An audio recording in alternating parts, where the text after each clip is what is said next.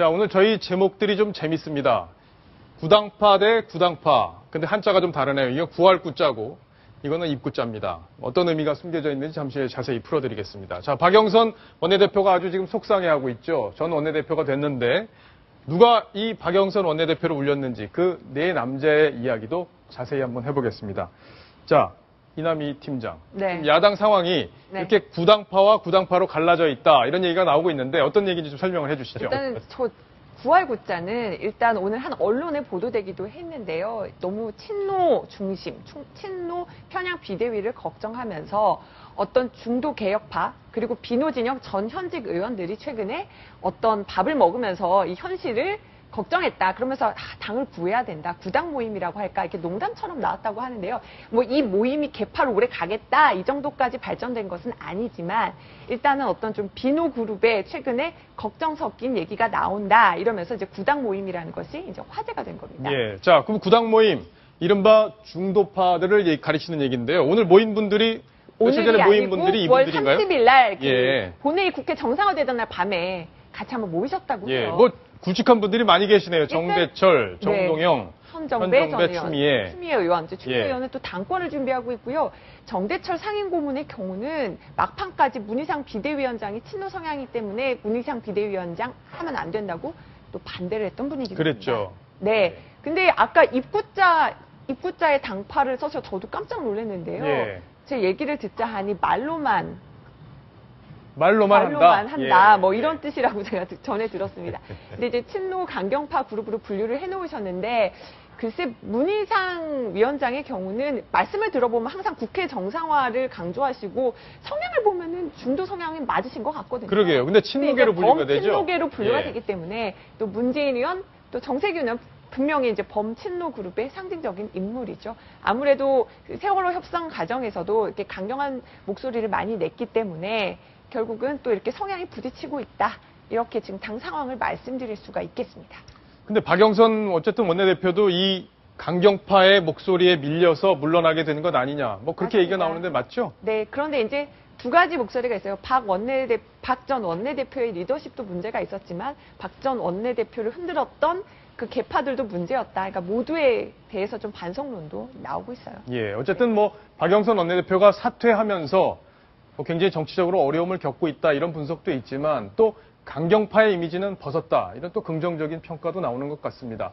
과거 법사위원장이었을 때 박영선 원내대표가 굉장히 강경파였다고 이렇게 분류가 됐었는데 그때 얼마나 강경파의 모습을 보였는지 저희가 영상으로 준비했습니다. 돈 받고 법을 팔아먹는 거나 똑같은 거거든요. 경제민주화에 역행하는 이런 법을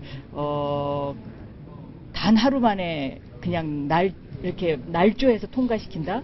그거는 국민들이 바라는 일이 아니라고 생각해요. 네. 제 손으로는 저는 이거는 상정을 하기가 힘듭니다. 예, 뭐 저 정도면 굉장히 강경한 모습인데 하태원 차장 어떻게 보셨어요? 법사위원장 그 박영선 의원 한 명이 우리나라의 전체 예산을 거의 7, 8시간을 막박 온몸으로 막은 거죠. 나의 양심으로는 외국인 투자 촉진법, 나라를 팔아먹는 외국인 투자 촉진법을 통과시킬 수 없다. 이렇게 버티고 나서면서 새해 예산 결국 12월 31일을 넘어서 1월 1일 아침이 돼서야 도장을 두드릴 수 있었습니다. 예. 자, 그런 부분. 이때 박영선 법사위원장이 얼마나 많은 의원들의 속을 까맣게 타게 했는지 아마 돌이켜 생각해보면 본인의 기자들도 원망했어요. 저는 새해를 맨날 국회에서 맞았기 때문에 이렇게 통과가 늦어지고 참 원망을 저도 많이 했습니다. 네. 어쨌든 뭐 저도 그 당시에 국회에 출입을 했었는데 많이들 힘들어 했었는데 저런 강경파 모습 아마 지금 본인이 이제 원내대표를 하면서 여러 가지 많이 느끼지 않았을까. 그리고 이제 평의원으로 돌아왔으니까 또 한번 업그레이드 되는 그런 계기가 만들어지지 않을까 이렇게 생각을 합니다. 그저께 박영선 원내대표가 사퇴를 하면서 발표문을 내놨었죠. 당시에 그 발표문을 보면 굉장히 원망하는 모습들, 그런 것들이 많이 담겨져 있었는데요. 먼저 어떤 내용이었는지 사퇴문을 먼저 보면서 잠깐 이야기를 나누겠습니다. 자, 첫 번째 보면은 소신체면 자존심을 다 버리고 걸어온 힘든 시간이었다. 이렇게 아주 굉장히 강한 표현을 했고요. 흔들리는 배 위에서 활을 들고 협상을 했다. 또 직업적 당대표, 이게 굉장히 논란이 많았던 표현인데 위에 형용수라도 빼버릴 것, 또 극단적 주장이 요동친다. 이런 일들이 반복이 되면 당이 겪는 고통 치유할 수가 없다. 이런 얘기를 했는데요. 박영선 의원, 과연 이 얘기들을 누구를 염두에 두고 한 얘기들인지 저희가 지금부터 박영선 의원의 속내 하나씩 풀어보겠습니다.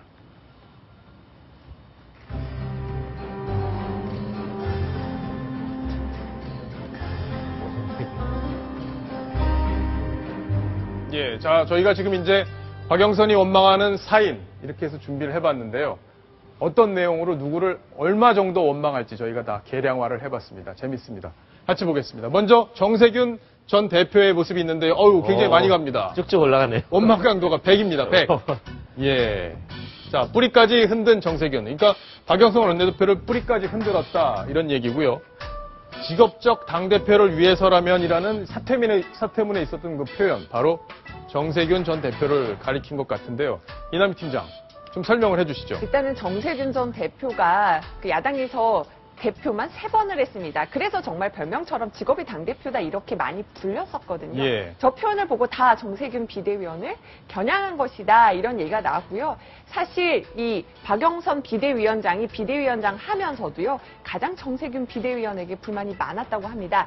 그 이상돈 교수를 비대위원장으로 영입하려다가 무산된 당시에 9월 12일이죠. 개파 수장들끼리 모임이 있었는데 그때도 박영선 당시 비대위원장이 그 정세균 의원에게 저를 왜 이렇게 흔드시는 거예요? 라고 강력하게 얘기를 했고 또 정세균 비대위원은 그건 사실과 다르다 하면서 어떤 설전이 벌어졌다고 합니다.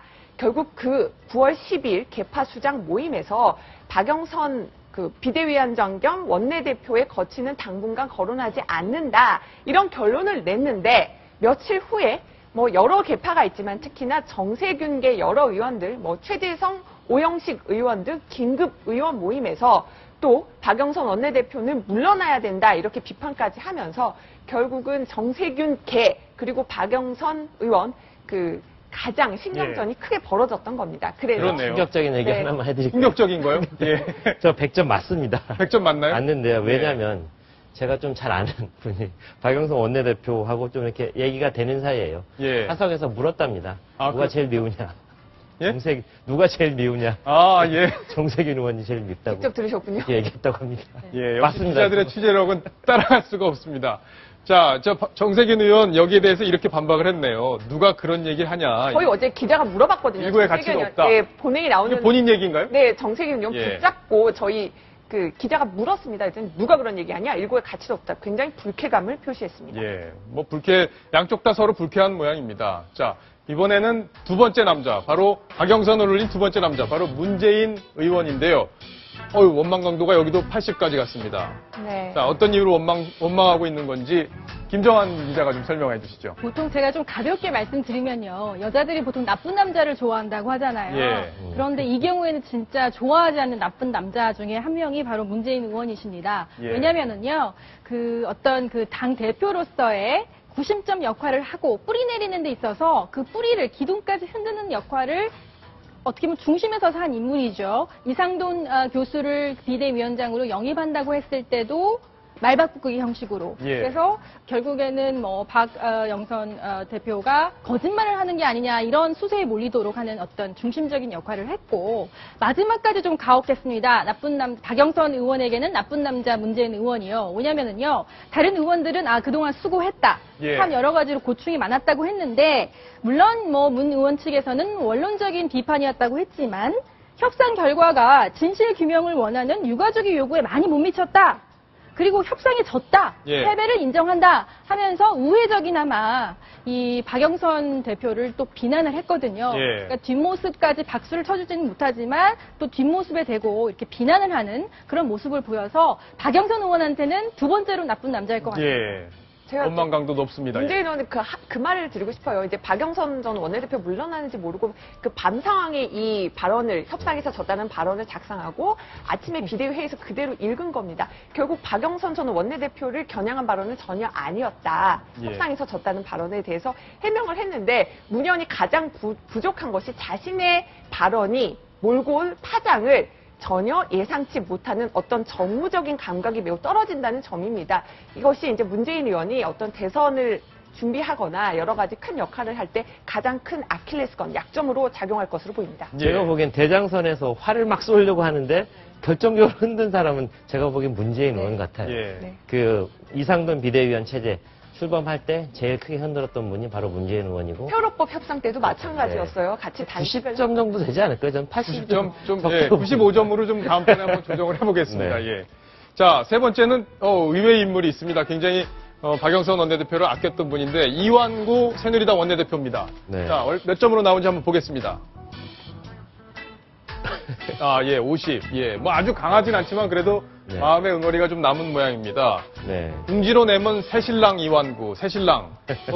결혼했다고 저희가 언론에서 표현을 했었는데 네. 아마 5개월 정도 됐다가 지금 이제 파경에 이르는 그런 상황이 됐기 때문에 아마 원망하는 게 아닌가 싶은데 네. 하태원 차장이 좀 설명을 더 해주시죠. 5월에 환한 미소를 지으며 박영선 원내대표, 이완구 원내대표 손을 맞잡고 이렇게 언론에 자주 등장하던 모습 보셨을 겁니다. 그리고 서로 옷 매새를 이렇게 만져주면서 특히 그 보라색 같은 스카프와 보라색 타이를 메고 나오면서 상당히 밀어관계로 간다는 그런 모습까지 보여줬는데요. 결국 세월호 전국의 파국을 넘지 못하고 결국 저렇게 어쨌든 본인의 카운터파트를 잃게 된 이완구 원내대표도 속이 쓰리다는 심정을 많이 얘기했습니다. 근데 결과적으로 이완구 원내대표가 박영선 원내대표를 지켜줄 수 있는 장면 돌이켜보니까 그런 장면이 한두 번 있었는데 그때 기회를 놓친 건지 아니면 기회를 놔버린 건지 그 부분은 정치적 판단을 해야 되겠습니다만 결국 박영선 원내대표가 마지막에 3차 협상을 위해서 굉장히 용을 쓰고 있을 때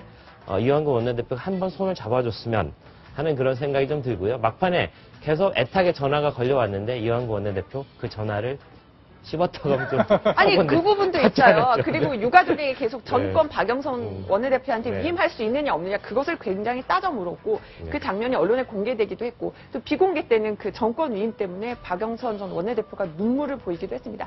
결국 아주 코너로 몰아서 좀 곤란하게 한 점도 분명히 있는 것 같습니다. 네. 예, 어쨌든 뭐 이완구 원내대표 사실 마음이 좀 따뜻한 분이긴 한데 뭐 워낙 민감한 협상을 하다 보니까 이렇게 충돌이 더 있지 않았나 싶습니다. 여기 보면 저희가 지몬미 이렇게 뽑아놨는데 시청자 여러분들 이거 아십니까? 지몬미? 지켜주지 못해 미안해 이런 뜻인데 아마 지금 박영선 전 원내대표를 바라보는 그 심정, 이완구 원내대표의 심정이 바로 그런 게 아닐까 싶습니다. 자, 마지막으로 박지원 의원인데요. 얼마나 또 원망을 하고 있을지 박남매로 불립니다. 예, 한번 보겠습니다. 아, 예, 30. 그런데 재밌습니다. 믿지 못할 오빠.